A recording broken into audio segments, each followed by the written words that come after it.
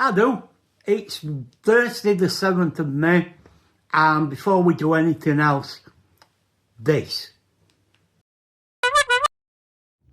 So it's popped up on my feed again, and I managed to screen grab or screen record it. So you just pull it up like that, you put your cards in it, you put any cash you want in it, and then, just like magic, you push it back down and you seal it, and you've got a tiny little penny purse as well. Isn't that cool? Eh? Didn't I tell you it looked nifty? Oh well. And while we're on about things from yesterday, this was yesterday afternoon. Oh my sweet God, look at the size of that thing. Look at it. Look at it. It's fucking huge. Look at it. It's just massive. I fucking hate spiders. Look at it. Big. It buggered off.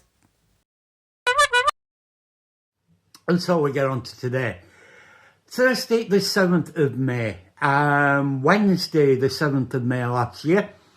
And woke up with the knowledge that I was supposed to be going to Sheffield, to the Northern General, to have my plastic surgery, skin graft to be precise.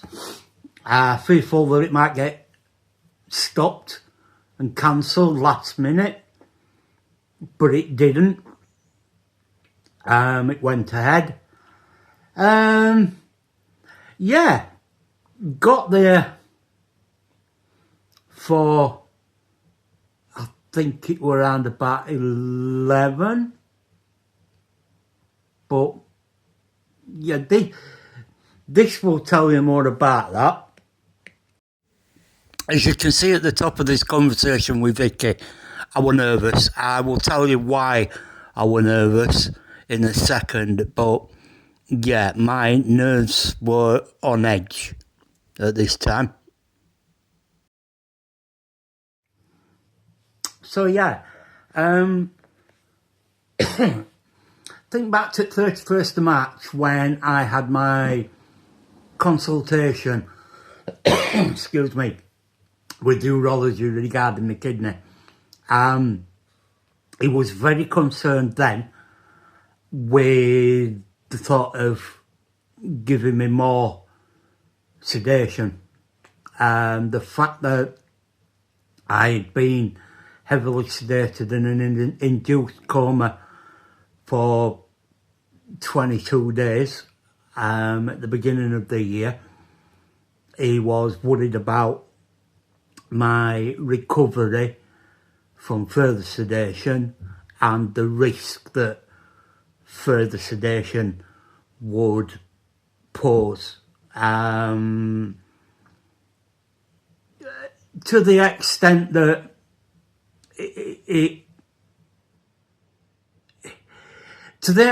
that I was asked if I wanted to go ahead with the kidney. I know we're talking about skin graft today, but in regards to that, if I wanted to go ahead with having the biopsy and going for kidney surgery, if I needed kidney surgery, and the risks, high risks involved with being sedated again,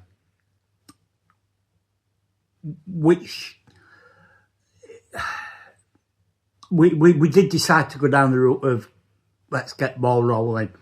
I was extremely worried from then on about what further sedation, and when it come to today last year, I actually spoke to the surgeon and asked him the risks, and he was like, well, no, not really, we can't, you know, all my vital signs were good. And even the thing is, even the people involved with my primary care during and post all 11 operations during my coma, basically said, you know, your blood levels were always good.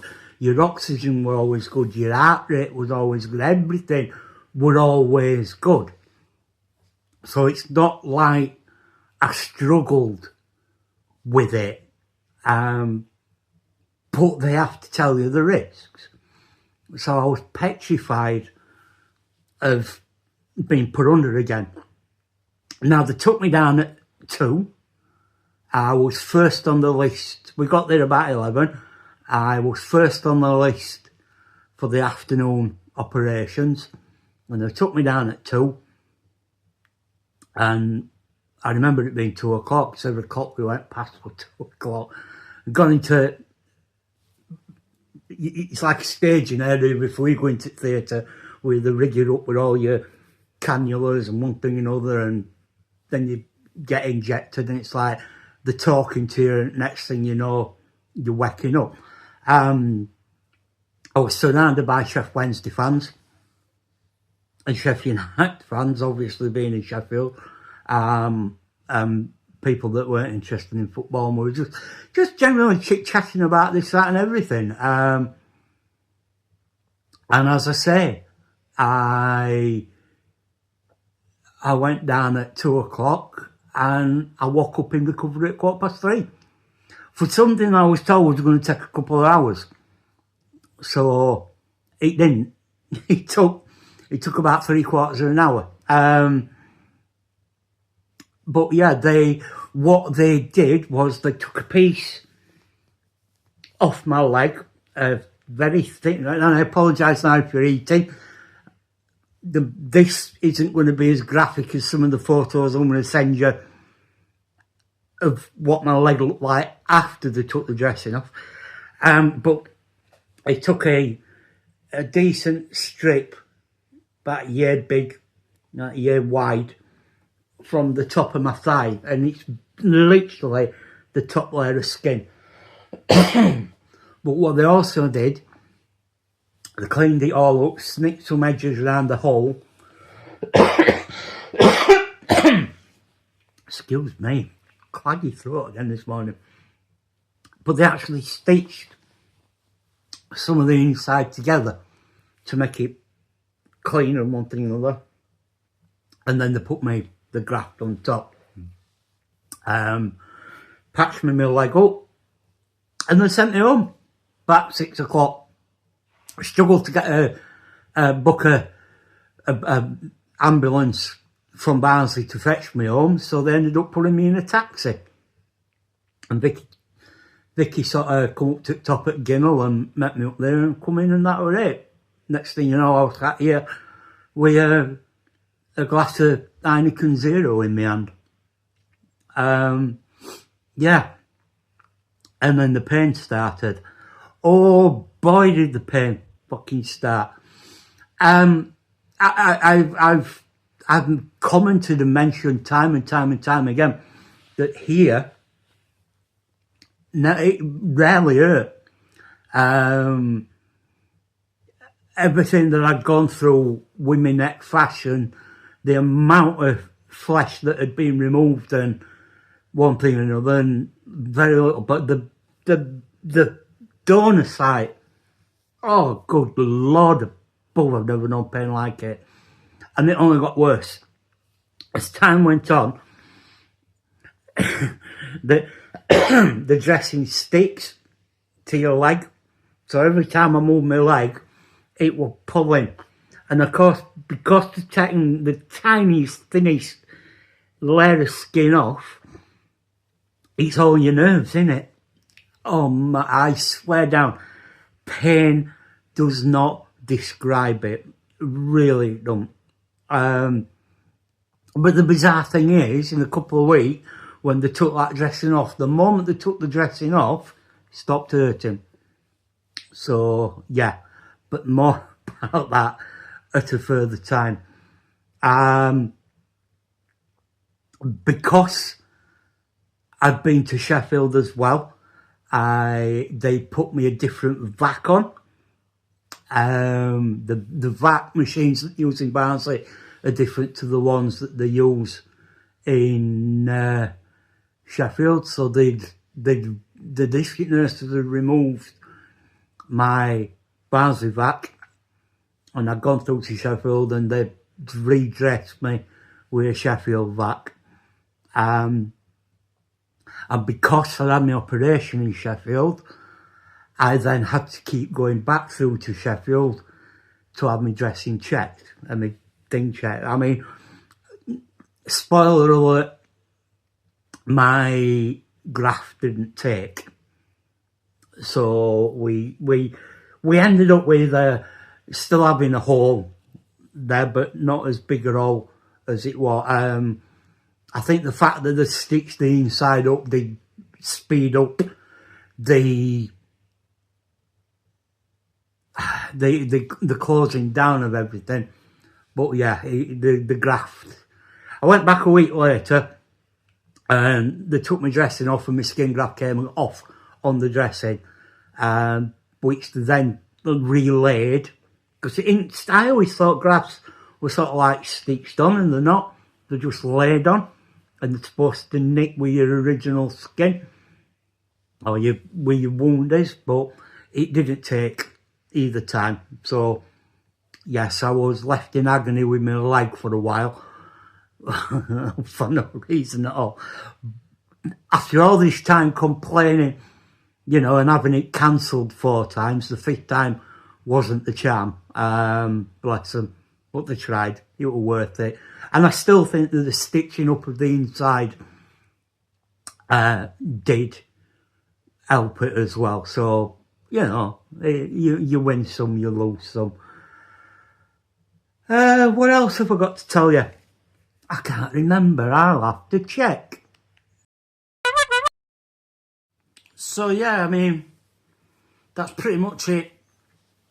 Skin graft wise. Other news for today. It's my last day technically employed. My 6 weeks notice is up today. I just put my teeth in as well, so yeah, I'm talking a bit funny because they aren't settled yet. Yeah, so yeah, it's I'm officially unemployed now. Not doing out about that until we get back up for holiday, and then looking to. I don't think I could have full-time work. I don't think I'm fit enough. So it might be something part-time, it might be something voluntary. If I do something voluntary and I don't get paid for it, it's not going to affect my benefits, is it? Gonna vote later.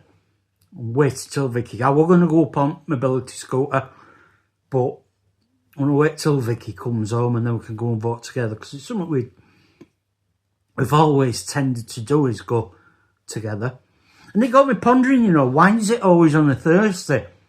And apparently there's no real legitimate reason why voting is always on a Thursday in Britain. However, they didn't want it to be on a Friday because that's when people used to get the wage slips and the wage packets. And then when people going to pub and then drunk voting. They also wanted it as far away from Saturday and Sunday, because they didn't want sermons being preached about who to vote for. Yeah, didn't want it on Saturday because of football, apparently. So they settled on Thursday. Well, there you go. You learn something new every day. What else to tell you? I can't really think of all. If there is, I'll tag it on. But yeah, I've had no sign of Boris the Spider since he disappeared yesterday. Or Boris 2. He used to have Boris 1 upstairs in the bedroom. And he was bigger than that one from yesterday. He used to hang around in the corner at ceiling. Well, never throw them outside, people. Never throw spiders out. Any out spider you catch in the house is a house spider. They won't survive outside. 99 times out of 100 they're running away from you. They'll not come running towards you, so no need to be scared. I'll be honest, I'll hold my hands up. I don't deal with them anyway. So if it were left to me to deal with them, they'd be splattered. But Vicky deals with them because I'm a big, big wuss. So now you know. Don't like them. There were one way back when I used to be at Tesco's and not being there long. So like over 30 years ago, nearly 40 years ago now. There were a young lad that will remain nameless that worked there. I hated spiders with a passion. And he were wanting dairy backup, which is like a massive walk-in fridge. And somebody walked up to him and said, "Oh, look at this." And all they got was top of a tomato. You know, stalky bit off a tomato in there and went like that. I've never seen anybody try and climb up a wall before. But he did. Bless him. Oh dear.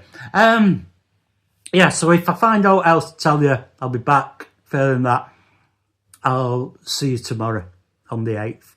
It's my biopsy tomorrow, last year. Ta-da. I'm back. I knew there was something I had to tell you. I was joined this morning by 3 out of the 4, well, 5 critters in this house. 3 of the 4 that aren't contained behind glass. Both Baxter and Bella were on the bed and Alfie were on the bed, and before this photo was taken, laid snuggled up to Baxter. Then Baxter decided he'd had enough and wanted to bugger off downstairs. So, yeah, here we are. TTFN.